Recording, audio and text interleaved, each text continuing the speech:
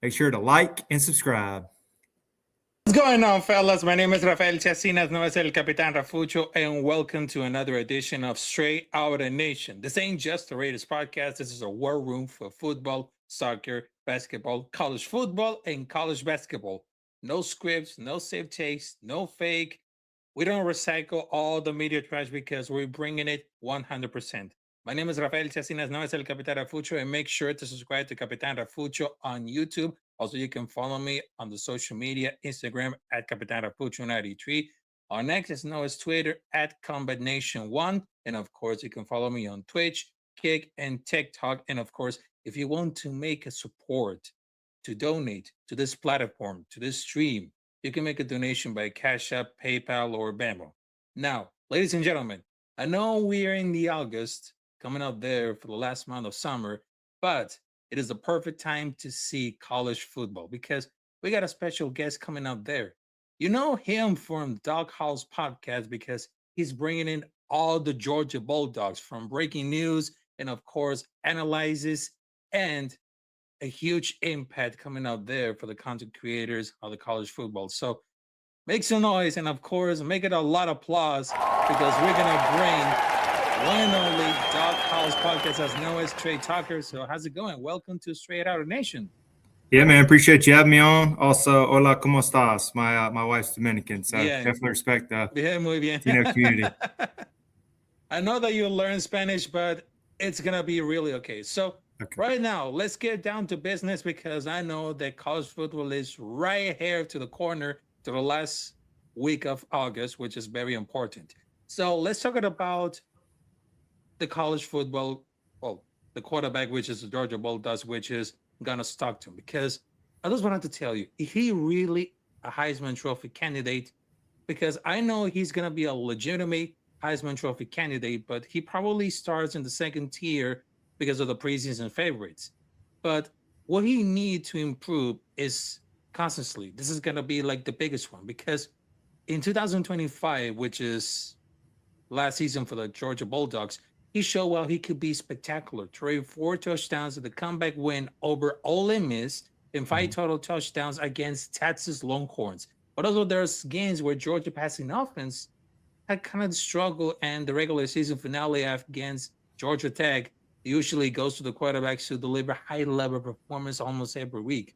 Also, he can improve the red zone efficiency because he has always critical near goal the line, but his Stockton constantly turns the red zone trips into touchdowns, whatever through this passing the years on the legs. The statistics and national profile will grow. But what kind of impact should it make? Because if Georgia Bulldogs wants to compete another national championship, Stockton should be aimed for around more than 3,000 passing yards, 35 touchdowns, completion percentage about 70, fewer than 8 receptions, second-tier performance in marking games, because the Heisman Trophy is often one of the biggest moments. And why is it going to be like a real chance? Because he has an experienced offensive line to protect him, a deep running back room led by Nate Frazier, which keeps really honest, strong defense, giving possessions to the field position, because I think that Gunner Stockton could be a top 10 Heisman candidate entering the season with a realistic path. But if it comes to raw talent, more consistently, because if he continues to protect the ball and shines Georgia Bulldog biggest games, he has all the tools to finish among college football elite quarterbacks in 2027. Oh, 2026, I know. Yeah, definitely. Hey, great breakdown statistics. That was impressive. But yeah, last year, Gunner Stockton, like you mentioned, 24 touchdowns, also 10 rushing touchdowns. And he finished 7th in the Heisman. I believe coming from a Georgia fan, he did a lot better than we thought, which was good. But there were games kind of like what you mentioned. I think 5 touchdowns against Texas led up to a comeback victory against at Ole Miss. Also, one of the best passes of the year was to London Humphreys in the end zone down there on 4th down against Tennessee on the road. That was a big win. But then also he has struggled in some games where he looked a little off. I believe back in against Auburn on the road, there was like 24 total yards. He looked lost in that game, but did lead them back. So at times he does look like Heisman Trophy candidate. I believe back to what you're saying for this year, He might take a little bit of a step back. The reason is wide receiver. We're really inexperienced. We lost our top 6 out of 7 pass catchers. We got a lot of young guys on the team that are unproven. The offensive line should be improved, maybe even better. We have Drew Bobo, first team All SEC selection, coming back. Also, we have a new guy, Zakiel Hilton, who's really got a big buzz at during camp. He's going to be probably the starting offensive guard. And Ernest Green was first team All SEC at left tackle. He's coming back, should be doing really well there. You mentioned running back room is going to be really loaded. Defense is going to be good, but I believe he's going to have a good year, maybe not a great year, but I'm seeing maybe right where he was, maybe a step back, maybe top 10, maybe not get invited to New York as a Heisman Trophy, but still a good year. Yeah, I think this is a good thing. And speaking about Drew Bobo, I mean, he's one of the most important players in Georgia offense because even he doesn't get like the same tension as Gunner Stockton or the skill position players, because a great center is essentially the quarterback of the offensive line. And he got the responsibilities including defying defensive front before the snap, but he got some areas he can improve, which is finish blocks, leadership, pass protection. And why does NFL scout like him? Because Drew Bobo may not have the rare athletic profile of some of the first round offensive linemen. Those scouts value the football intelligence, technique, ability, positional versatility, experience in the pro style offense. But if Bobo performs in all SEC level, the Georgia rushing attack should be more efficient. Gunner Stockton will have more time to throw. The offense will better equip it to handle complex defense. And the offensive line could once again amongst the nation's best because he has the potential to be like one of the best centers in the college football this season. He might not generate highlight real plays, but championship teams are often dependable linemen like him because if he enters the offensive line, communicates effectively, it continues to technical development, he could earn his first team honors. So they should improve his stock for the draft of the next year. But I think that he's going to be identified in defensive before the snap, creating moving on the run game. But also, if he plays well, if he plays 100% healthy, it will make much easier for Gunner Stockton and Georgia running backs, which I believe that. Yeah, definitely. He's definitely the most important of the offensive line. When he got injured late last season, you could just tell that Georgia really struggled on offense, especially being in the playoffs. So he's like the most important center there. I think he can be maybe second, third round NFL. I don't want to say first round like you mentioned. He is coming off a little bit of a foot injury. He was at the SEC Media Days, which was a good sign, so he could be ready to go week 1. I would say if he's not completely ready, you could use maybe the backup for week 1, week 2, but definitely have him ready for Arkansas SEC play heading down the stretch. But yeah, very excited for Drew Bobo. Also, his dad being being OC offensive coordinator. He's built for this, and him and Gunner Stockton have a great connection at quarterback and center. So yeah, really excited about Drew Bobo coming in 2026. Yeah, I mean, exactly. Also, there's another topic that I will love to get involved with this right now. So I know the Georgia Bulldogs, they have a huge ability to develop talent. And about for those positions that make it the impact, the results, because has become one of the premier NFL talent factories in college football because it doesn't just rely in just one ingredient. It's just like the combination of like recruiting, NFL style coaching, player development, and also defensive philosophy that prepares players for Sanders. But also here's the thing, because they had the blueprint of Kirby Smart, because he spent nearly a decade under Nick Saban in Alabama, where he learned the NFL style system and seen physical football at the line of scrimmage, multiple defensive fronts, position versatility, situation football, accountability in competition every day. Also, they have a light defensive line development.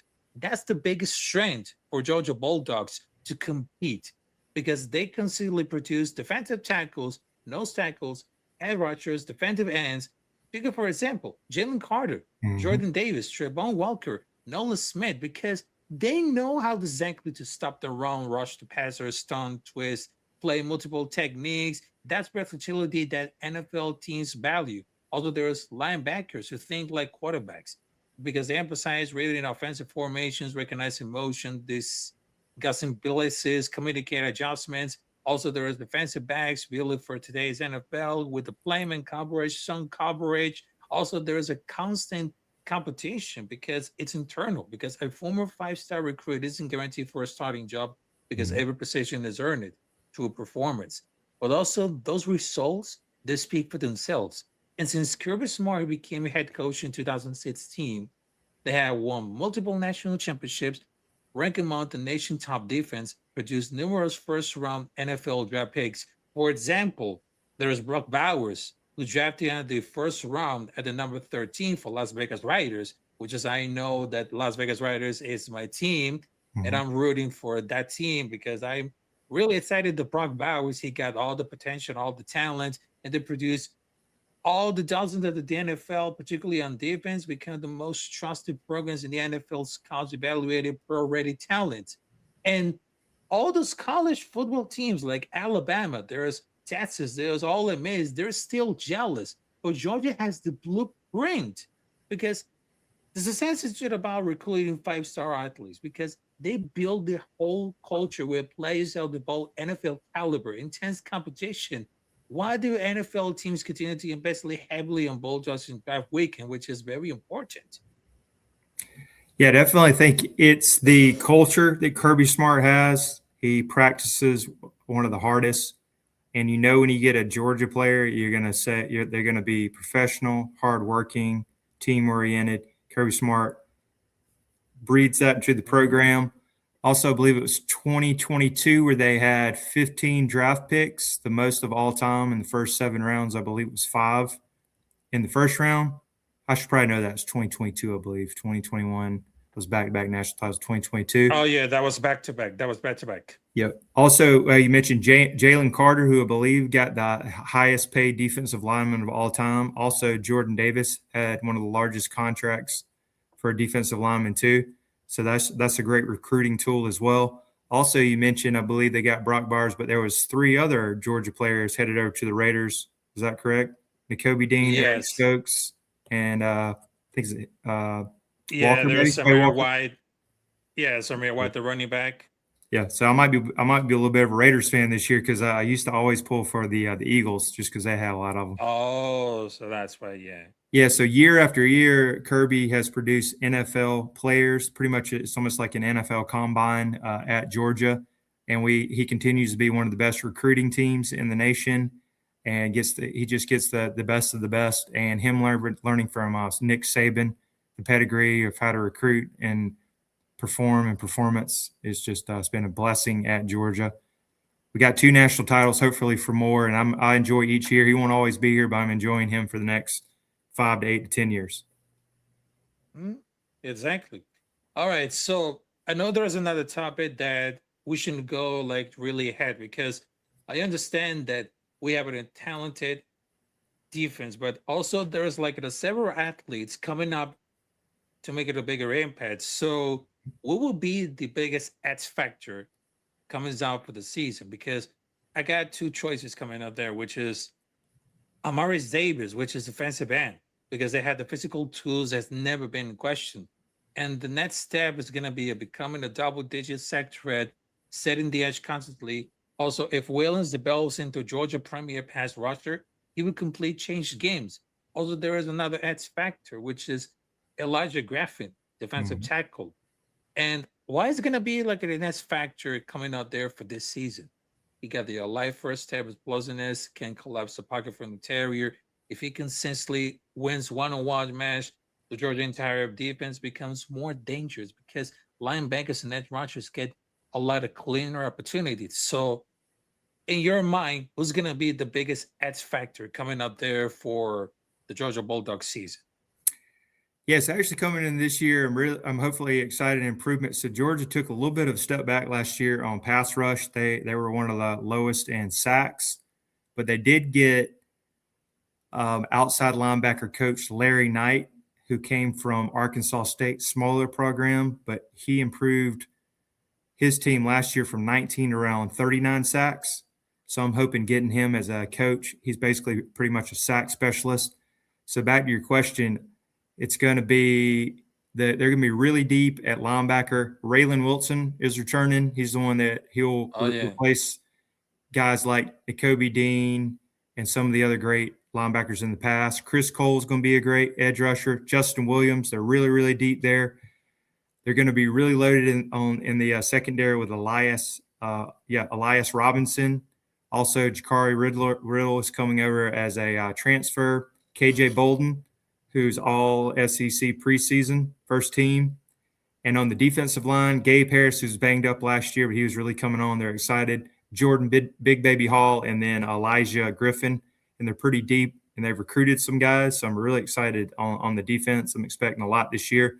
Some people are saying 2021, 2022-esque. I know that's high praise, but I'll take a top 10 defense on total defense. But they should be much improved from last year. Yeah, and also there's another one who I can really mention about it, because I know that you mentioned Rayleigh Wilson, which is very important. But what about the safety and the cornerback, which is KJ Bolden and Elias Robinson Ford? Because the talent has always been there. Because he'll need to lock down one side of the field, eliminate explosive plays, become like the Georgia next shutdown corner. But if that happened, quarterbacks simply won't have many places to throw, because I know they have the biggest potential. But if they want to see like to commit a dominating terrier, to become like many expected, to have the capable carrying up the bat into the college football players and competing for another title, which is very important. But thinking about the Raylan Wilson, which is very important to see how much they got to do exactly what they do about it, because he has to become like the heart of the Georgia defense. Because why is it going to be like an important player? Because he has the side to sideline speed, but also the playmaking, the pass coverage. But when area can he improve it? Because they're becoming more vocal as a quarterback of the defense, and he's finished plays behind the line of scrimmage. But if he'd reached that level, not only stretch Georgia championship hopes, but he's going to establish himself as one of the premier linebacker prospects into the NFL draft for the next year. But I think it's going to be like the top 3 linebackers this season, alongside with Chris Cole, the rest of the Georgia front seven. He has the opportunity to ensure one of the nation's best defense. Because I understand that Max Crosby became hard of the defense, but when it comes to the offense for the Las Vegas Raiders, Rayleigh Wilson became the heart, because he knows about the intelligence, technique, reliability, experience in the pro style, because those can translate to a long NFL career if he continues to refine his strength in the pass protection. That's right. He's going to be replacing C.J. Allen, who ended up, I believe he was in the 2nd or 3rd round. But this is Raylan Wilson's team this year. Like you mentioned, side to side, he's really fast. He's physical, great tackler. He's going to be the head of the defense. And I believe having Chris Cole, Justin Williams to back him up when, he needs to go out for a breather, I think that's going to really help. But, yeah, really excited for him. He was at SEC Media Days. Whenever Kirby Smart invites Drew Bobo, Gunner Stockton, Raylan Wilson, he's really excited. And these are going to be some of the leaders for the defense. So I'm really excited for him. I hope we could stay healthy. It's going to be a long season, especially when we make it in the playoffs. But really excited about Raylan Wilson. Yeah, exactly. All right, so I'm going to show this image coming up there, because we got the schedule coming up there for 2026 and 2027. Now, for the 2026 schedule, they had to face against Auburn, Florida, South Carolina, Missouri, Vanderbilt, Oklahoma. Also, the biggest rivalry ever in the college football, which is Alabama, also Arkansas, and Ole Miss. And for the next year, they got LSU, Mississippi State, Tennessee, South Carolina again, Florida, Auburn. Also, there is Kentucky, Texas A&M, and Texas Longhorns. And I just wanted to tell you, for like the biggest rivalry ever in the college football. It is like, well, there are some college football rivalries that we can look in for, which is Michigan versus Ohio State, but Georgia Bulldogs versus Alabama Crimson State has become one of the biggest rivalries ever in the whole history. Yeah, so I'm going to take it back on that. It used to be able to a rivalry, you got to be actually winning. Georgia did finally win last year, so Kirby Smart is 2-8. They were pretty much like our nemesis, our kryptonite. but we look at them as a rivalry. I know they usually, because we played them so close. So it's getting there. I think if we can get another win this year, it'll be 3-8. We'll be on the road because Alabama is, not as powerful as they used to. It's Nick Saban. But that's definitely one we circle each year. We got to go to Tuscaloosa. So definitely a rival game. They might see us as a nemesis, but we're getting there. But that was a big win, blowing them out last year in the SEC championship game. Love that one. Yep, exactly. Because I know there's gonna be like a part of the culture coming out there for college football. Because I know that when it comes to the last week of August, there's always time for college football when it comes to the week 0. But speaking about like the schedule coming up there, what will be the prediction coming up there? Because I know that it's not gonna be like a really easy, but if Georgia defense could really embrace the dangerousness, the vicious, and of course leadership, I think that Georgia Bulldogs can be like national championship. Because in my mind, because I just see championship when it comes to back to back since 2021, 2022, but Mm-hmm. I can see like if the defense can continue to build like really healthy, and I just wanted to tell that has the potentials, but when it comes to often developable like him, I mean, defense can win championship, which is That's gonna right. be so much interesting. Yeah, definitely on the schedule pick. I'm starting to look at it. I'm gonna say we could. I don't want to say 12-0 just because the SEC is so hard and you can have an off week. But I'm saying we're in that 11-1, 11-1 range. The two games I would say, really kind of nervous about is at Alabama, just because of the history of the one you mentioned, and then at Ole Miss. Ole Miss beat us last year. They got Trinidad Chambliss, who's an awesome player. He's probably, to me, he might be your Heisman Trophy candidate coming in, or number one, because he was really good. He looked awesome against us, played real well down the stretch. Those would be the two. You also got Oklahoma coming to town. It'll be probably a top 15, top 20 matchup. We do have them at home. There's also, SEC's tough, but I would say that 11-1, worst case 10-2 make the playoffs. Also, with us winning the SEC championship game last year and beating Alabama, we stayed at number 3, I believe, and they didn't move at all. So I'm getting to the point, like I love the SEC championship game, but if we miss that one and just heal up and focus on the playoffs, I wouldn't mind skipping that just because SEC championship game doesn't hardly, it's watered down and doesn't mean anything anymore. So I'd hope for 11-1, 12-2 year would be great, but I'd take 11-1, my prediction. Oh yes, that could be like really interesting. And I just wanted to tell you, thank you, Trey Tucker, to provide something very interesting about for the topic. So last thing, where should we find you to watch all these breaking news and of course, like all the information coming out there for the Georgia Bulldogs, whether it comes to before and after the game, whether it comes to the college football? Yeah, I'm starting to have a lot of content come out. That's pretty active during the summer, but we're on Doghouse Podcast. Look for that logo on YouTube. There's some other ones, but Doghouse Podcast. We're also on Twitter at Doghouse Talk and Instagram.